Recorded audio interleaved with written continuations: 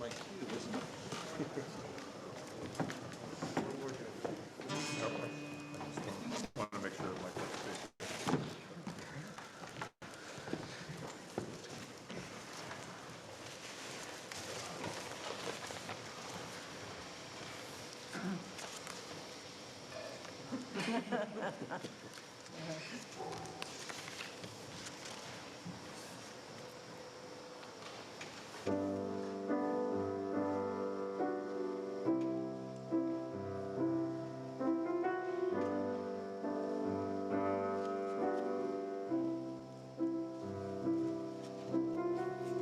Imagine there's no heaven. It's easy if you try. No hell below us. Above us only sky. Imagine all the people living for today. Imagine there's no countries. It isn't hard to do. Nothing to kill or die for, and no religion too. Imagine all the people living life in peace. You may say I'm a dreamer, but I'm not the only one. I hope someday you'll join us, and the world will be as one. We'll be as one.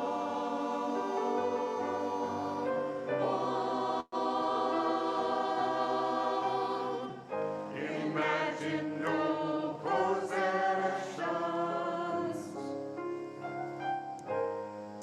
I wonder if you can. No need for greed or hunger. A brotherhood of man. Imagine all the people sharing all the world. You may say I'm a dreamer, but I'm not the only one. I hope someday you'll join us, and the world will be as one. Will be as one.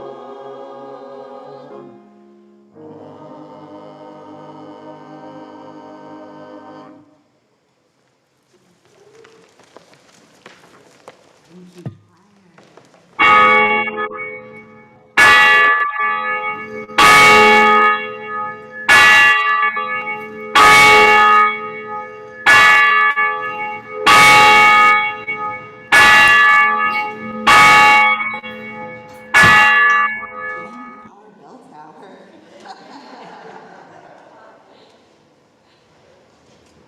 Good morning. Welcome to our beloved sanctuary and to our digital sanctuary on Zoom. My name is Beth Bauer, and I'm happy to be here on this Easter morning as a worship associate. Many thanks to Deanna Wong and Joel Neiditz, who are operating the camera and slides today. Those of you who are here in person, we ask that you keep your mask on at all times while indoors. The worship leaders may take their masks off at the mic when distanced from others if they're comfortable. As we begin our service today, we acknowledge that our church was built on the ancestral, unceded land of the Massachusetts people. We acknowledge the devastating legacy of settler colonialism and the continuing harm done to Indigenous groups in our community and beyond. May our commitment to justice, equity, and compassion call us to take meaningful, restorative action to honor and protect the land and all her people. We come together to recognize and celebrate the gift of life for ourselves and for all the creatures with whom we share this planet, for the miracle of every breath, with wonder in our joys and compassion in our sorrows. We invite all of you to bring your perspectives, your beliefs and doubts, and all that is unique and wondrous about you to our service. In the spirit of love, all are welcome here. If you're new to Theodore Parker Church or visiting today, we'd love you to stay in touch. You're invited to fill out a connection card, which will give you an opportunity to sign up for our weekly updates and help us welcome you. A link to the connection card will be in the chat, as well as our contact info. Those joining us here in the sanctuary are encouraged to fill in the contact card you'll find in the pews within the bright yellow pamphlet. We'd like to take a moment for those joining us remotely to greet those who are joining us in person. So Deanna and Joel, could you please put our sanctuary screen in gallery view so we can see our offsite congregation? Folks joining us on Zoom, we can see you in the sanctuary now. Almost. You can almost. I can't see. Give us a moment. That's it. Thank you, gallery. Okay, give us the wave. And folks in the sanctuary, the camera's behind you, so just below the clock. So let's give a big wave and hello to the folks joining us remotely. Wonderful. All right, everybody has their seats. AV folks, could you put the sanctuary back on speaker view, please? We hope that each of you will find some comfort to carry with you over the week and some challenge for your thoughts. As always, we wish for each of you health, well-being, and a sense of peace. Today, our pianist, Yukiko Takagi, will be joining us remotely as she recovers from a mild case of COVID. As Yukiko brings us into worship with the piece My Bells by American jazz pianist Bill Evans, we bid you welcome.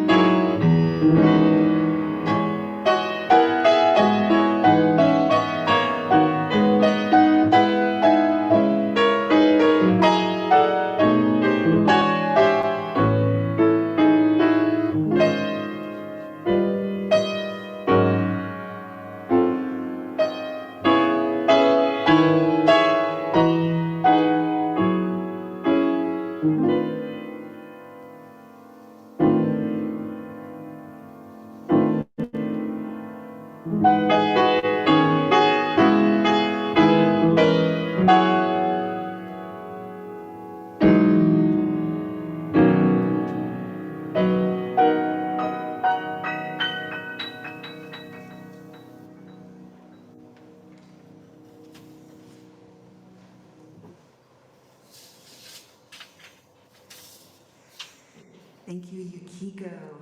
I'm hearing from folks on Zoom that it's harder to hear us from the chancel. We want to make sure you can hear us all right. Will you please put in the chat if you can hear me?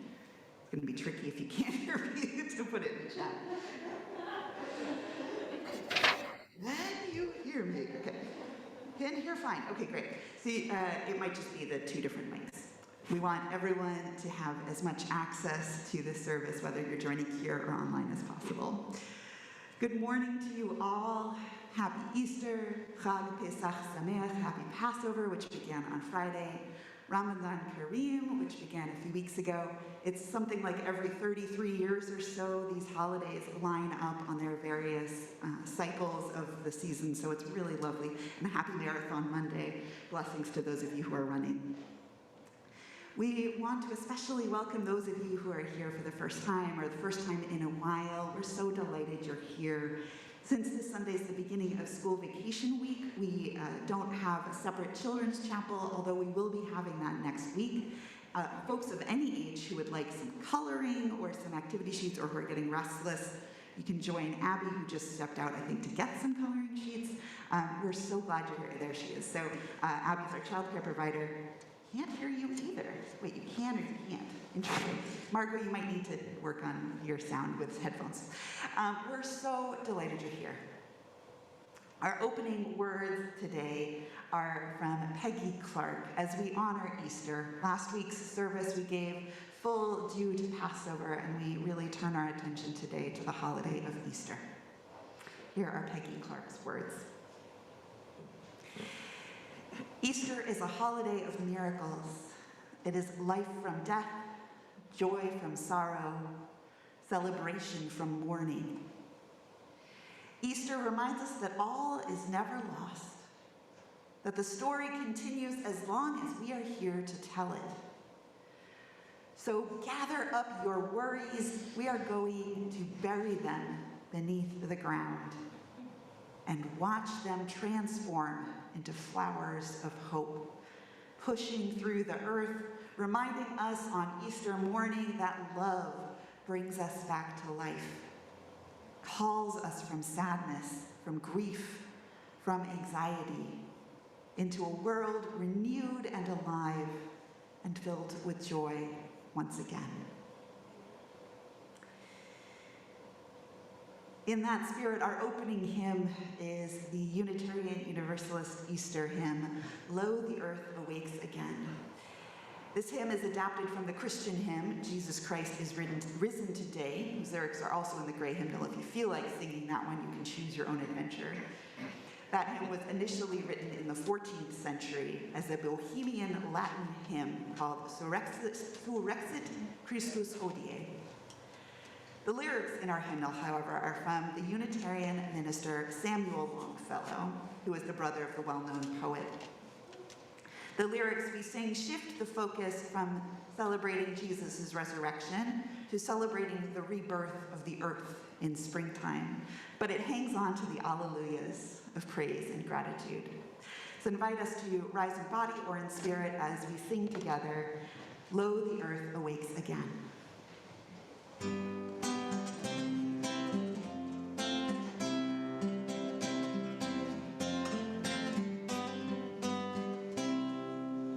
Lo, the earth awakes again. Alleluia.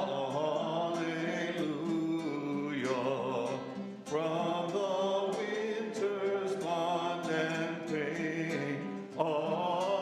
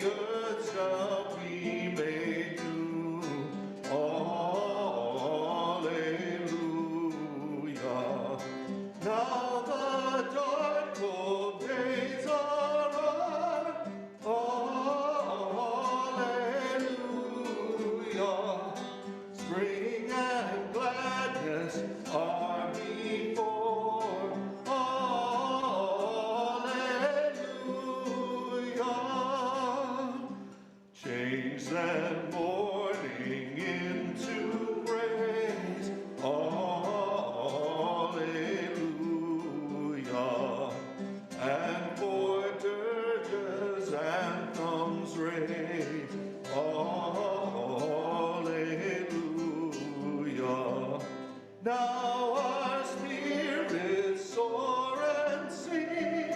Alleluia.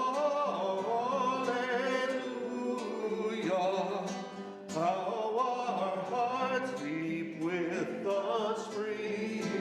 Alleluia.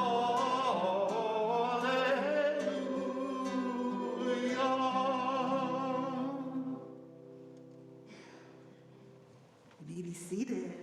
I invite Cindy Bergeron and Beth Bauer for our chalice lighting. Each week we light our, you'd volunteered, right? Remember that meeting we were at? Would you like to read our chalice lighting words? I promise I didn't just call her out of nowhere. We've got our chalice lighting words at the lectern for you.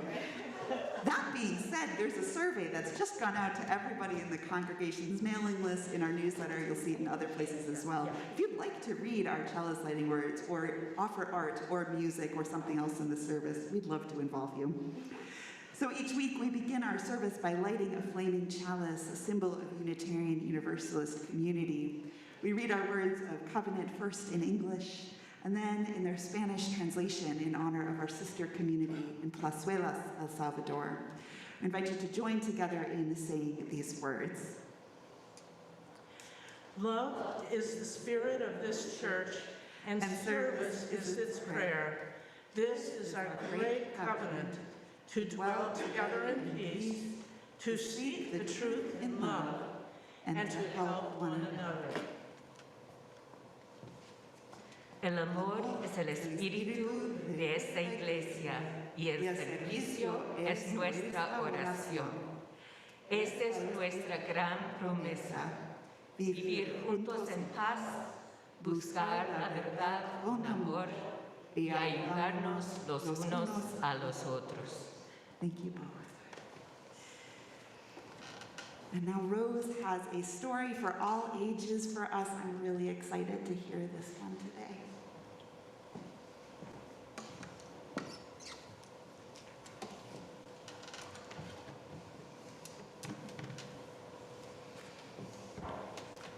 Easter is a holiday of so many different things. The Christian tradition tells it as a story of a holy man making great sacrifice for the people that he loved, being killed by the state, and then, in a mysterious act of grace, disappearing from his tomb and appearing to be resurrected from death. And folk traditions around the world have paired their celebration of that one story of resurrection with the more everyday resurrection that is happening all around us right now. Out of the cycle of death that winter brings, life is reborn in every new bud and blooming flower. As a non-Christian Unitarian Universalist myself, the resurrection celebrated by the many folk traditions of Easter are colorfully decorated eggs and magical bunnies, just to name a few, has always spoken to me most. There is something very holy and mysterious about every flower that emerges from a pile of decaying leaves. Are we not showing faith in that kind of resurrection with every seed that we choose to plant? With that in mind, I'd like to share with you all part of a classic story that I'm sure many of you will be familiar with. It's called Miss Rumphius, or often you may know it as the Lupin Lady by Barbara Cooney, a beautiful tale of faith in and practice of resurrection, of trusting that the seeds planted one year will rise again the next, and that simple act makes the world immeasurably more beautiful. I'm going to read just the second half of the book, and the pictures will be up on your screen over here. In this second half, our main character, Miss Rumphius, has already filled most of the promises that she made to her grandfather as a young child. She has lived a full life, traveled to many faraway places, and in her old age, settled down in a house by the sea. The final promise that she has yet to fulfill is that she must do something to make the world more beautiful. So here's the rest of the story from there.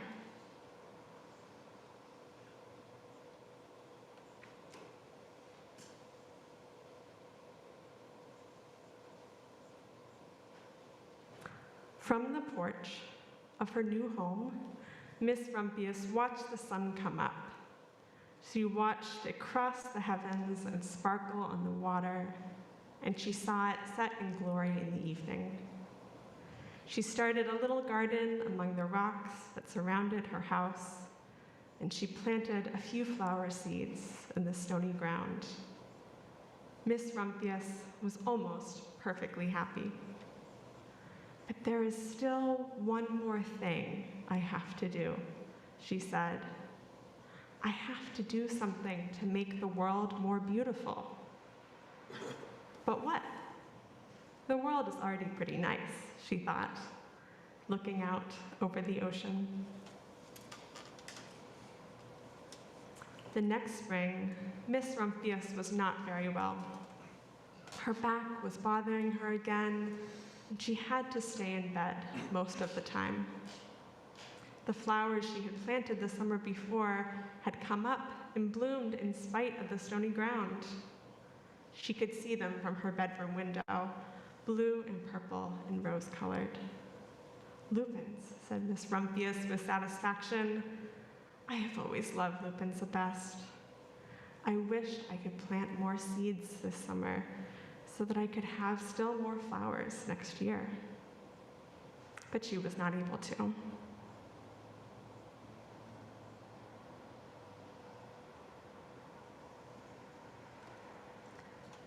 After a hard winter, spring came.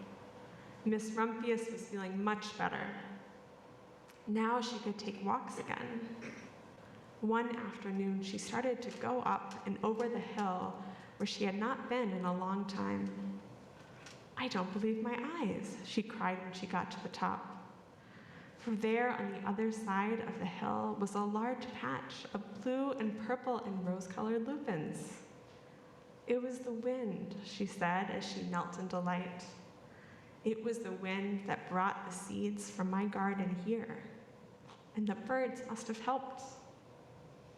Then Miss Rumphius had a wonderful idea.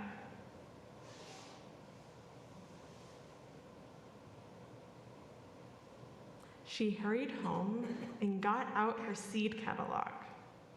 She sent off to the very best seed house for 5 bushels of lupin seed.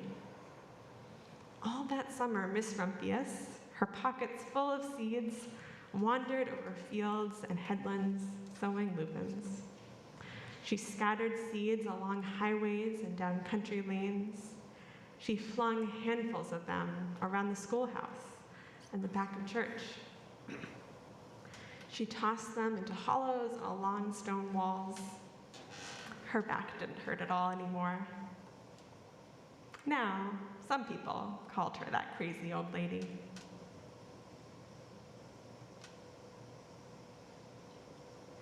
The next spring, there were lupins everywhere. Fields and hillsides were covered with blue and purple and rose-colored flowers. They bloomed along the highways and down the lanes. Bright patches lay around the schoolhouse and back of the church. Down the hollows and along the stone walls grew the beautiful flowers. Miss Rumphius had done the third and most difficult thing of all.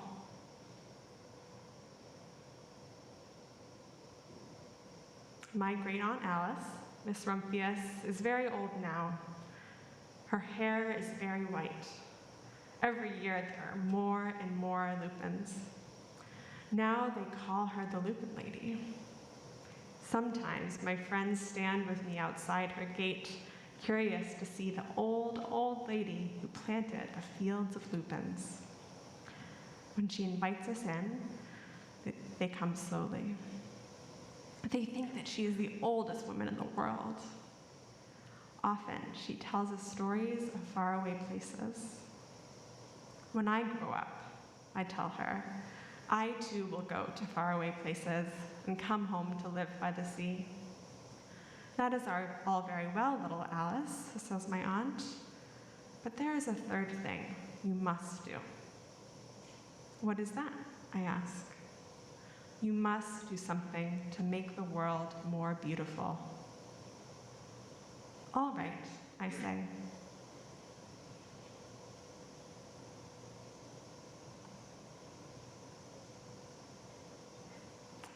But I do not yet know what that could be.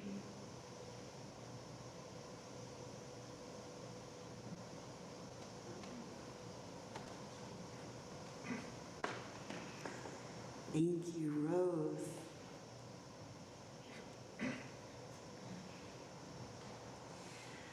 Our centering hymn today is one of my favorites, the gorgeous Rising Green, written by UU musician Carolyn McDade.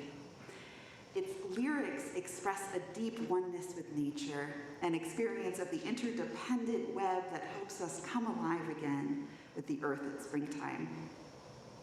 About this hymn, McDade writes, "Earth shakes out a mantle of green, each blade of grass true to the integrity within, yet together with others is the rise of spring from winter's urging.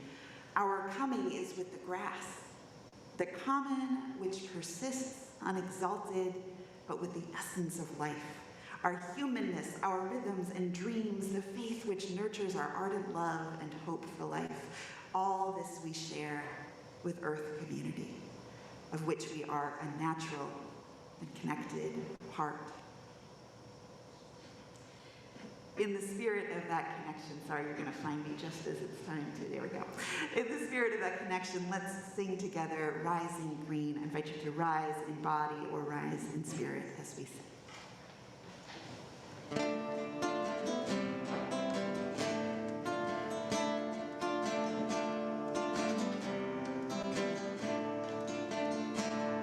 My blood doth rise in the woods of yonder, where a sap doth run in my veins. Boundless my soul, like the open sky, where the stars forever have lain. Where the stars, where the stars, where the stars forever have lain. My hands hold the weavings of time without end.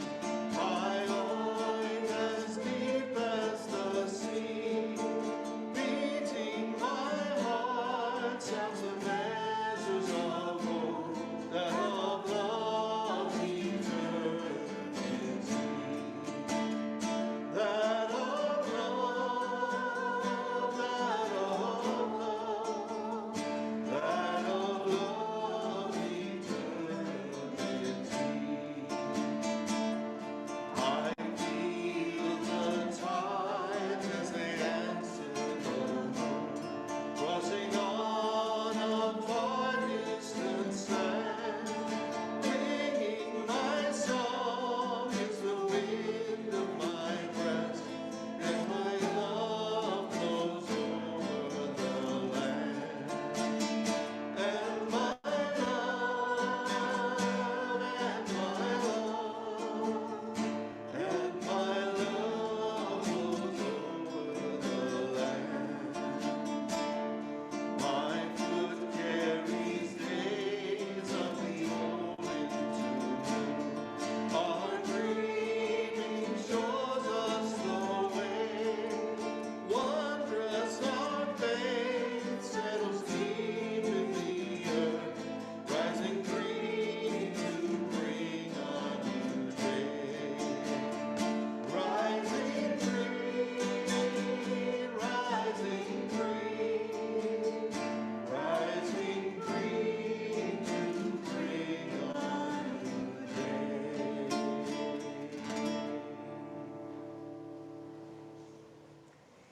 You be seated.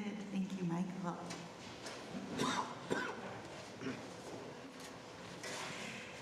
I invite you join me in a time now of meditation or prayer, first in words, then about a minute of silence, then in a musical meditation.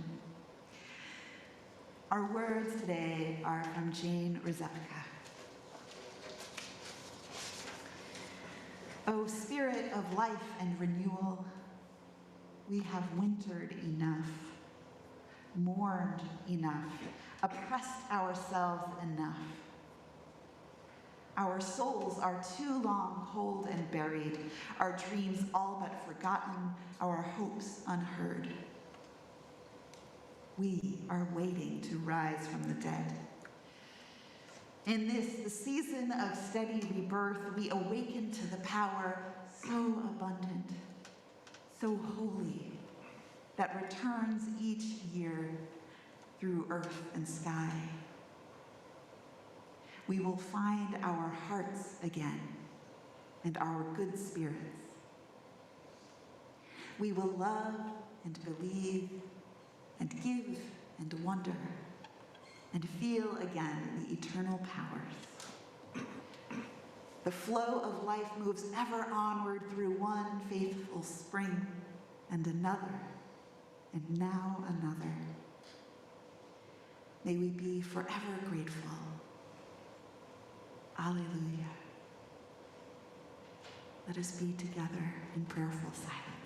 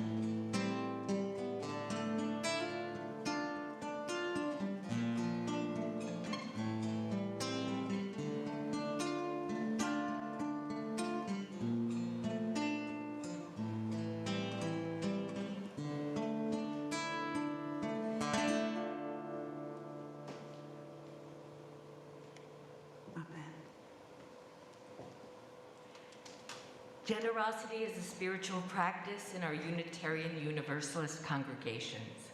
We give to remind ourselves of how many gifts we have to offer. We give to remember that we are part of something bigger than ourselves.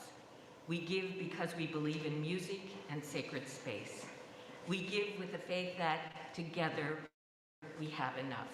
Links to donate will be in the chat, or you can take a meditative moment writing out a check and sending it to the church after the service. Ushers will be coming around the sanctuary to collect an offering from those in the pews who wish to donate something more tangible. As Yukiko shares the jazz piece Seascape, composed by Johnny Mandel and transcribed by Bill Evans, an offering to sustain this congregation of memory and hope will be gratefully received. Thank you.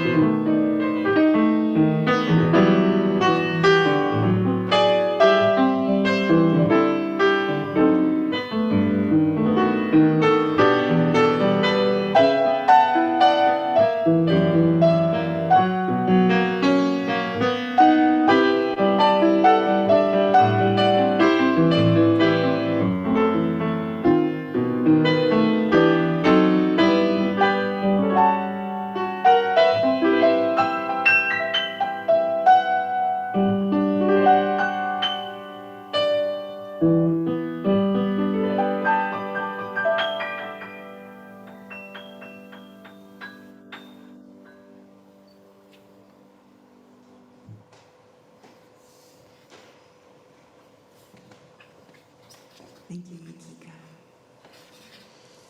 When the Christian scriptures tell the story of what happened after Jesus' death, one of the stories that's often retold on Easter morning is that of the empty tomb. In the book of Mark, 3 women, Jesus' mother Mary, Salome, and Mary Magdalene, go to Jesus' tomb to ritually anoint his body. Here's how our UU hymnal interprets the story of what these women find. On the first day of the week, at early dawn, they came to the tomb saying, "Who will roll away the stone from the entrance to the tomb?" They looked up and saw that the stone had already been rolled back, and on the right they saw a young man.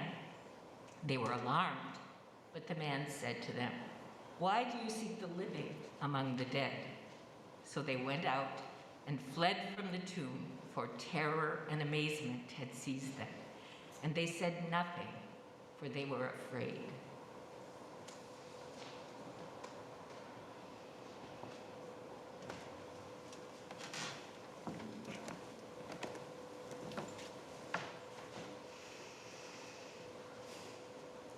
On the surface, Easter isn't the most likely or straightforward of holidays for Unitarian Universalists, let alone Jewish Unitarian Universalists. It's a Christian holiday celebrating the resurrection of Jesus 3 days after he'd been killed. In 1819, when Reverend William Ellery Channing gave the sermon called Unitarian Christianity that helped establish Unitarianism in America, he was preaching already then that Jesus was an exemplar of living a moral life, but wasn't any more divine than you or I. Unitarians wanted to hold up religion to the light of reason, and miraculous stories like the resurrection were on the chopping block. You could say that Unitarians were, and perhaps you still are, more interested in learning from Jesus' life than in pondering what happened after his death. So what do we do with Easter? I find one clue in the 6 sources of what UUs call our living tradition, that our congregations affirm and promote Jewish and Christian teachings which call us to respond to God's love by loving our neighbors as ourselves. If we look at Easter through this lens, how might we be called to respond to the story of Jesus' death and resurrection? How could it help us put more love into the world, or make it more beautiful, like the Lubkin lady?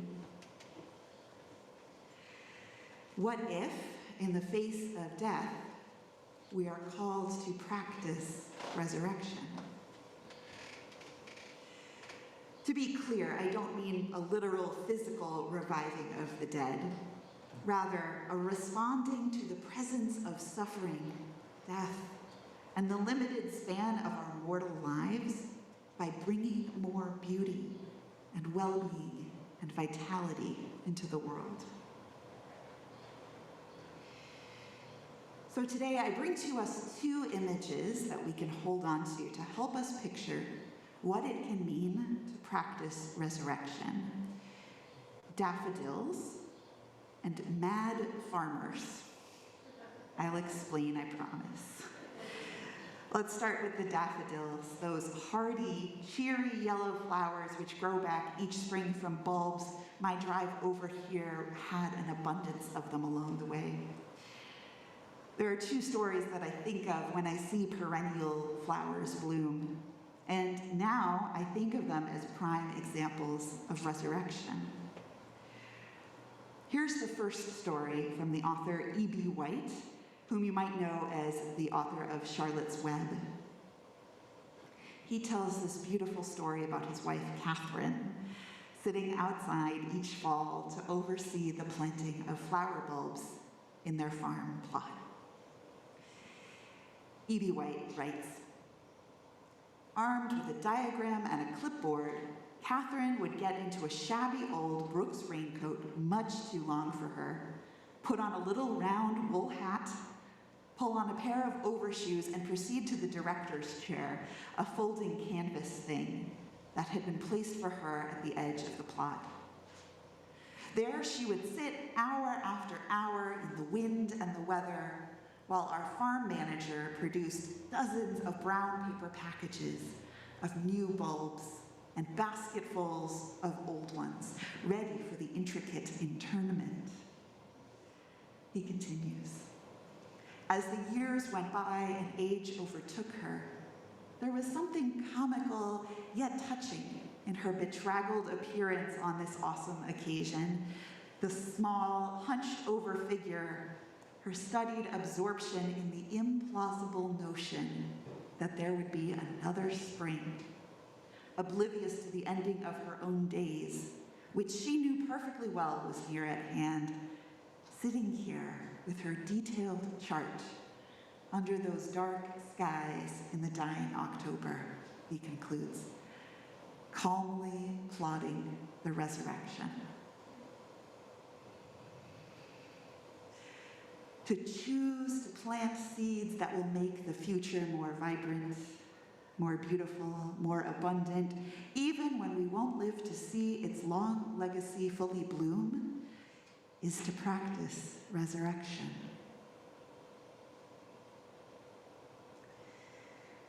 Next, I share a story from one of my mentors, Reverend Kim K. Crawford Harvey.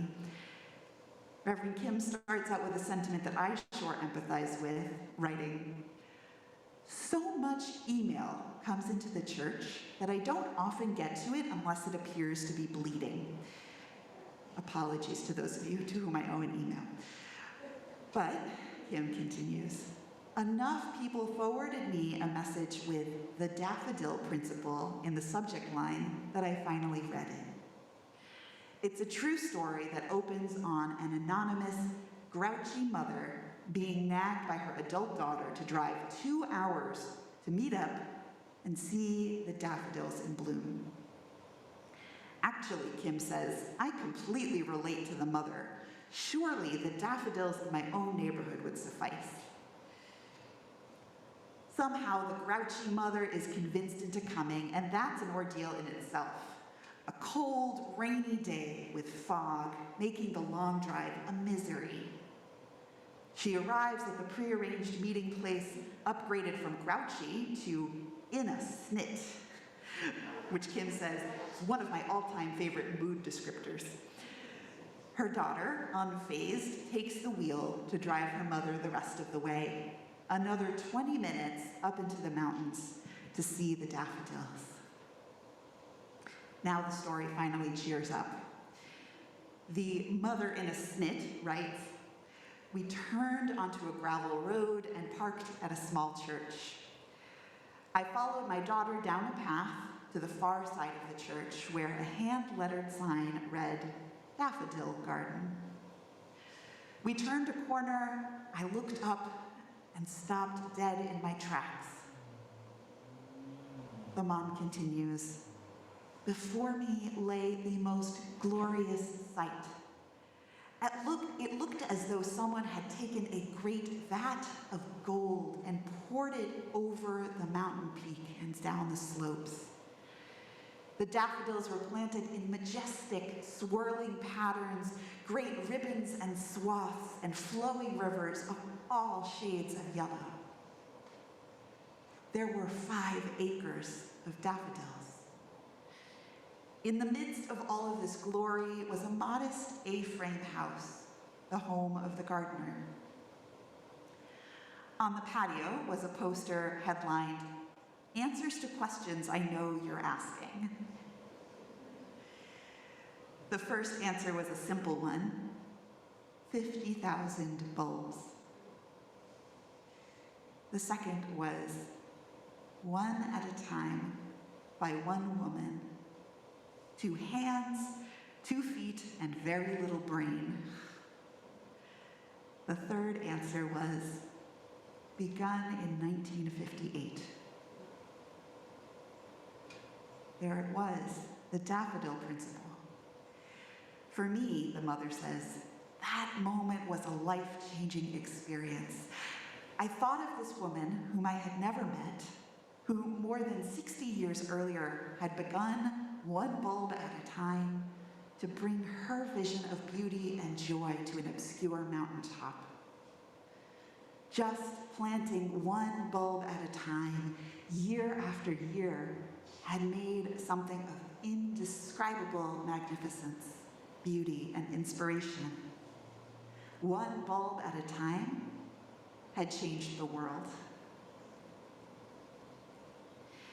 Still not quite over her snit, though, she said to her daughter, "It makes me sad in a way. What I might have accomplished if I'd thought of a wonderful goal 50 or 60 years ago and worked away at it one bulb at a time through all those years. Just think what I might have been able to achieve." Her daughter called the shot. Start tomorrow. Practicing resurrection, one bulb at a time, year after year, can make something of indescribable magnificence, beauty, and inspiration. Start tomorrow.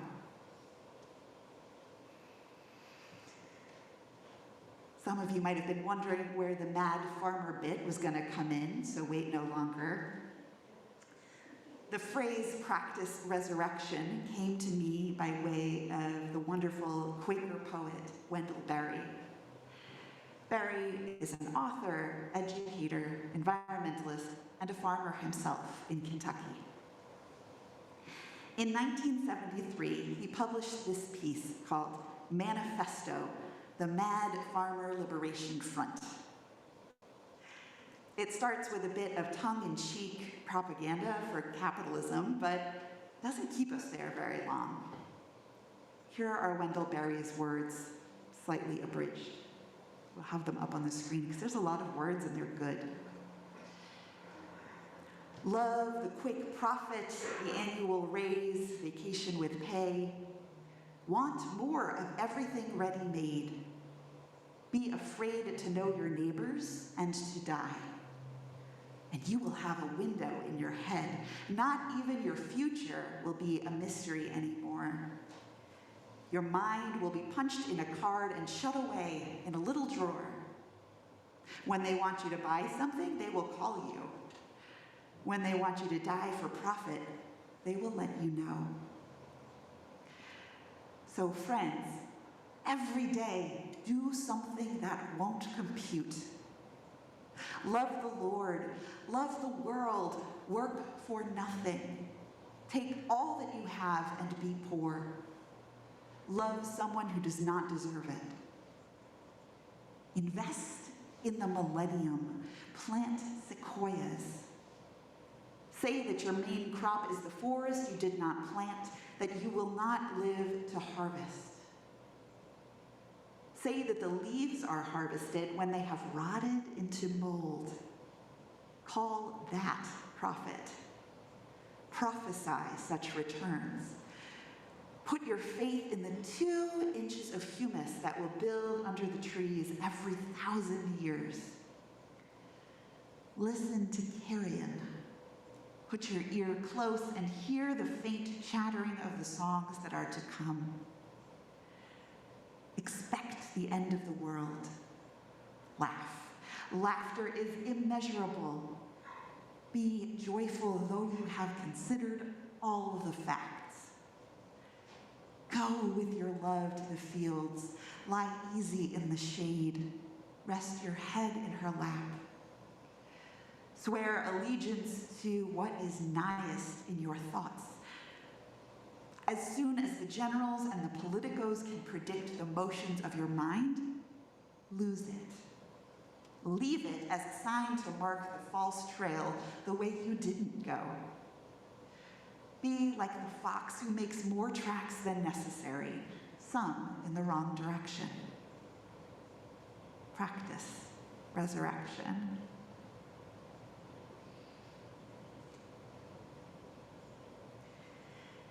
Reverend G. Travis Norval is an American Baptist minister, and he's the pastor of Judson Memorial Baptist Church in Minneapolis, Minnesota. Like many preachers and scholars of religion, Reverend Norval has used Wendell Berry's line about practicing resurrection many times in sermons and essays and prayers and presentations.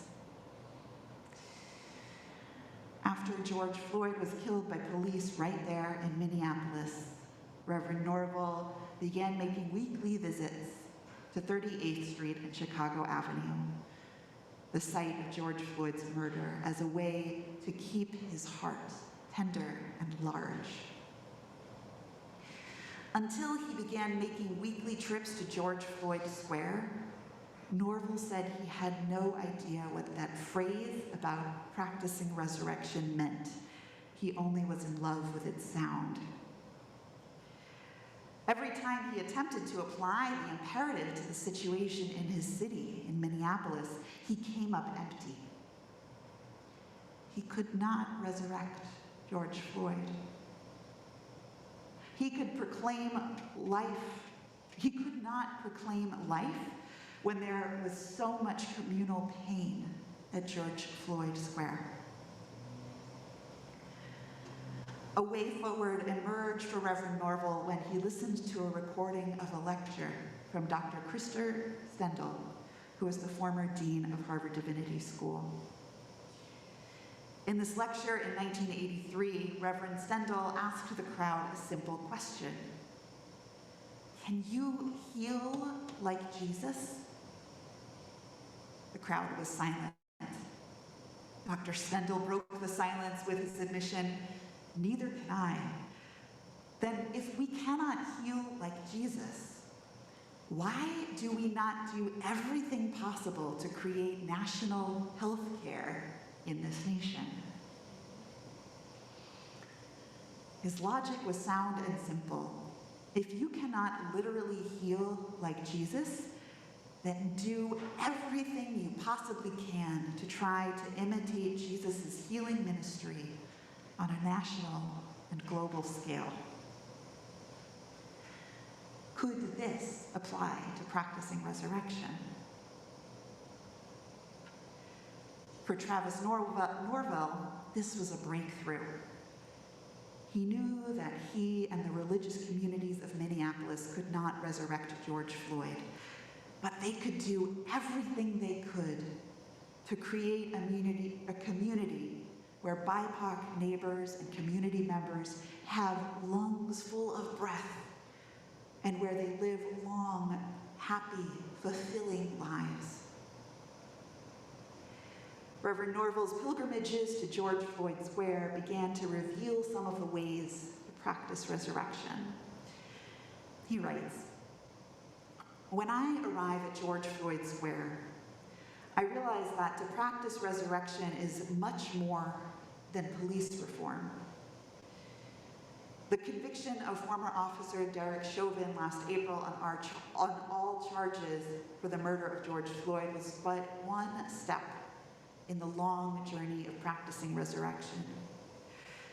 Practicing resurrection, he says, will involve legislative acts, scrutinizing lending practices, forming new relationships and broad coalitions, advocating for income equality and reparations, lobbying politicians to fully fund public schools and public transportation, and pressuring corporations to invest in communities that they have long ignored." Reverend Norval concludes, "Every time I make the pilgrimage to George Floyd Square, I discover a different community. Sometimes there are reporters from around the world recording news segments. Sometimes there are activists planning and strategizing. Sometimes there are dance parties. Sometimes there are cookouts and clothing swaps and medical aid and voter registrations all happening simultaneously. Sometimes there are other pilgrims like myself present, saying a prayer, marking time and sharing space. But I am never alone. There are always others present, urging me and challenging me to practice resurrection. Beloveds, in the presence of suffering, death, and the limited span of our mortal lives, we are called to bring more beauty, well-being, and vitality into the world. We are called to plant the seeds whose full legacy we may not get to see bloom. Called in dreary autumn days to have faith that there will be yet another spring. We are called to calmly plot the resurrection, one bulb at a time, year after year. And if we have not begun, to start tomorrow.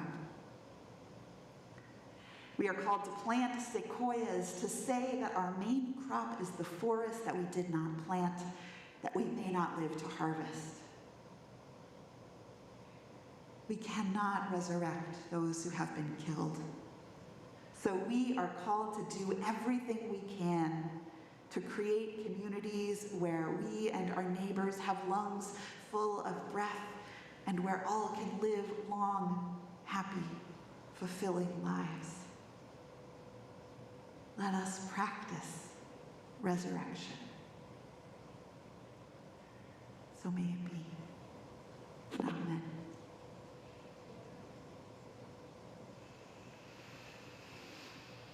I invite us to lift our voices one more time together in a closing hymn, which is an ode to springtime and its festivals, O Day of Light and Gladness. Set to a 19th century English tune called Lancashire, its lyrics were written by Frederick Lucian Hosmer, who was another Unitarian minister, this one from Framingham. Let's join now in singing the song of celebration and gladness. I invite you to rise in body or in spirit as we sing together.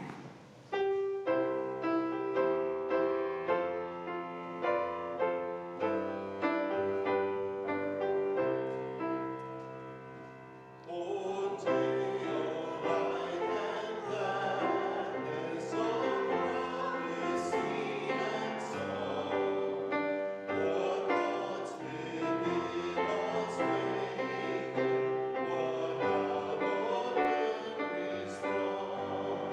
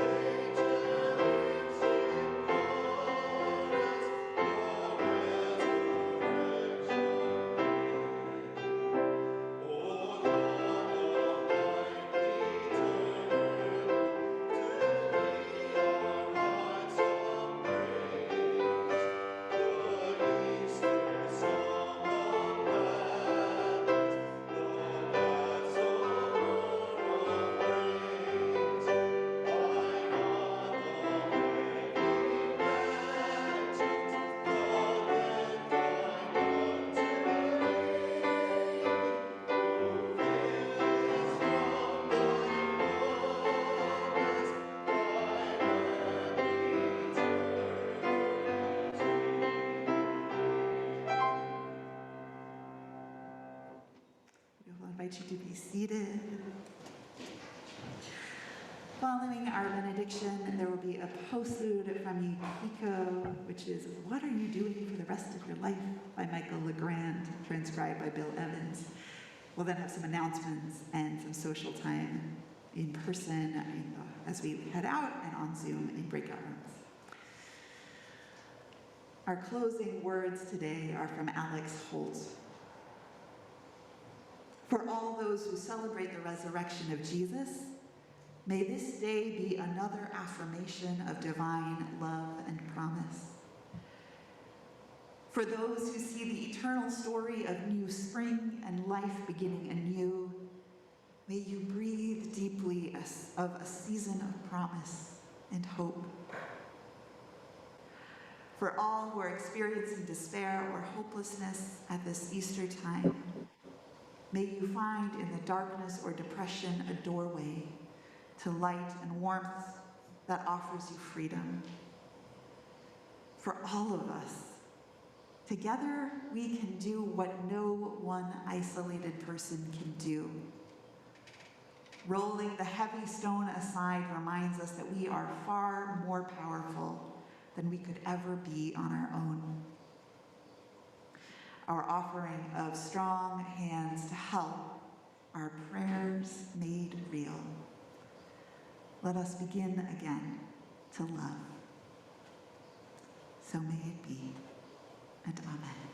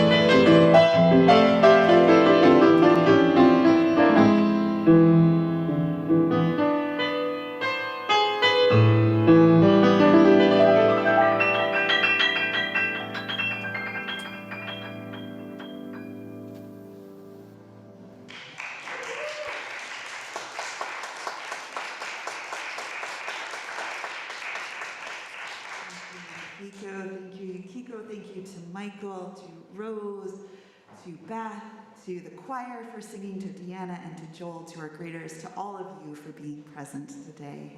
It's a joy to be together. We have a few announcements and invitations for you to lift up.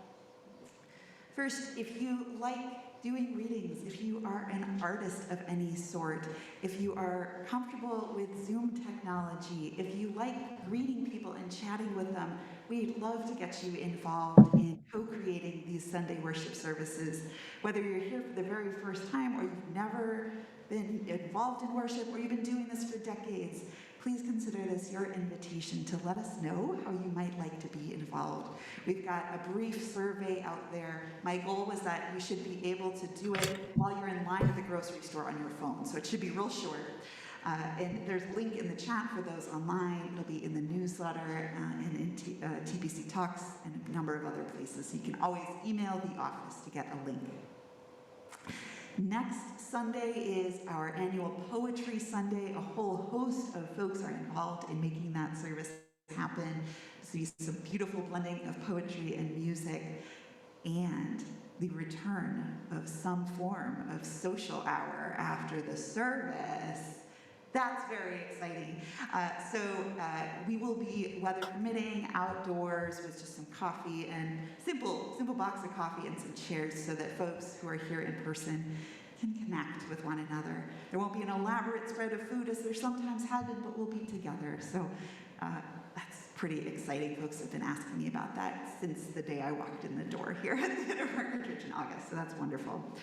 And finally, I want to extend an invitation to all of you here to attend a candlelight conversation about shared ministry. Rose and I are co-facilitating these conversations about what we might see emerge from this congregation. What has been meaningful for you?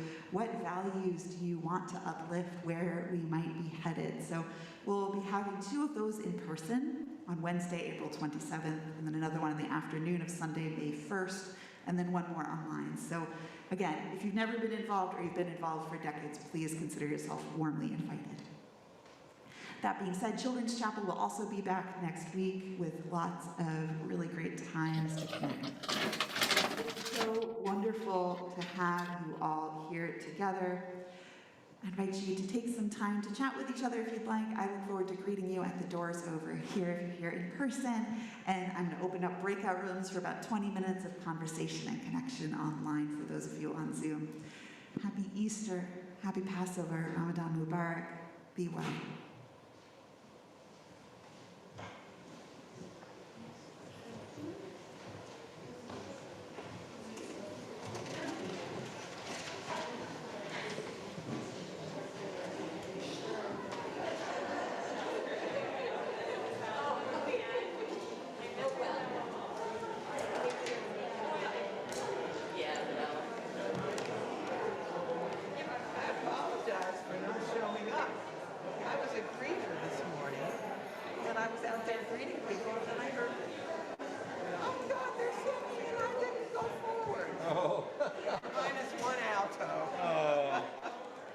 Sounded good from the back of the room.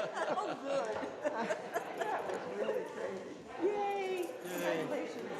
We pulled it off. Yeah, that's right. Yeah. Oh.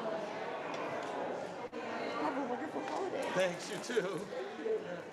Congratulations.